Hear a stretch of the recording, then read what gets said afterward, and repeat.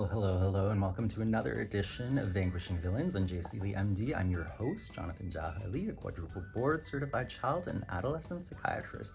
On this sub-channel, I basically formulate some of the villains in children's media that have caught my attention for various reasons. And today I want to talk about Prince Charming in Shrek the Third. Now, it's been a long time since I originally saw the first Shrek, and now, there's Shrek the Third and Shrek the Final Chapter.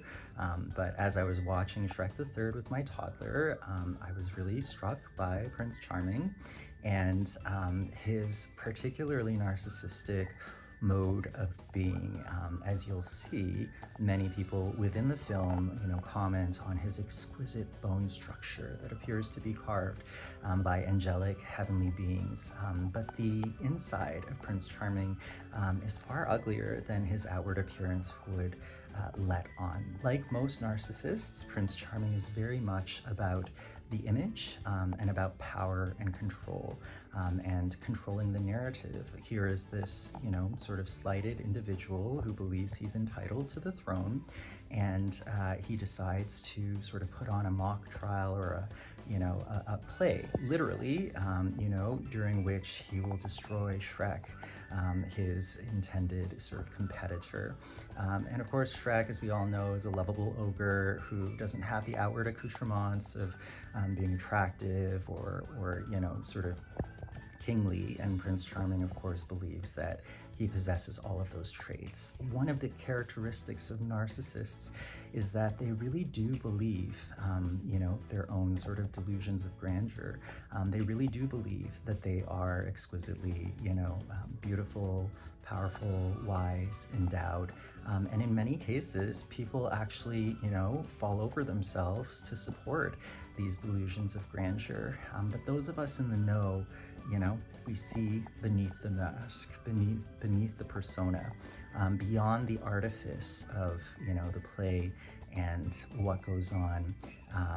This happens a lot in divorcing families. This happens a lot in politics, in academia, where the public face is very different. The smiling Prince Charming, who has a bit of a British lilt and, is blonde and beautiful, but deep down is just a husk of a person who really has no sense of self and who doesn't have the capacity to love or to appreciate an other or other people in all of their diversity and vigor.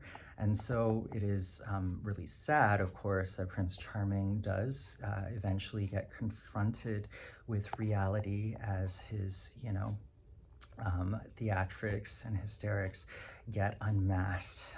And it is really sad. I mean, if you've ever struggled with a difference between your public persona and the deep, sort of inside, more shame-based parts of yourselves that you probably keep to yourself, you can probably relate. I mean, to be honest, Prince Charming is in all of us. That idea that we can present on Facebook, on TikTok, sorry, I'm dating myself, Facebook, who uses that anyways, on Instagram, and on YouTube, with a particular persona or an image, and be completely different behind closed doors. And that, honestly speaking, is really sad. I can say from my own personal experience that it is hard sometimes to live up to the image we create. And it's so much healthier to simply be who we are rather than project that image of false confidence or security that is predicated on a fiction. So all of that to say, therapy is really, really great for those of you who are on this journey. Frankly speaking, if you've got narcissistic personality disorder, it's highly unlikely that therapy will help you dig deep, to dig beneath the mask. Usually it's only that narcissistic injury or blow that is the death knell of the persona that, assures that a person will do some reflection. But even then, old habits die hard, and certainly they did for Prince Charming. So for all of us ogres out there who know our worth, who know that irrespective of what people say about us or the narratives that are created about us, I salute you. You've done the hard work of mixing and blending and integrating outward and inward. There is a saying, you know, that to know oneself is to know another. And I think that is really, really true in our interpersonal relationships. It's absolutely impossible to be in an intimate relationship with someone who is but a shallow husk of a person. So until next time, reflect on those villainous dynamics that surround us, unfortunately, in this age of incivility, and go and find those safe, loving people who will see you for who you are and who will treasure, accept, and uphold you with all of your warts and acne and ogre-like mannerisms. Until next time, love yourself and love others.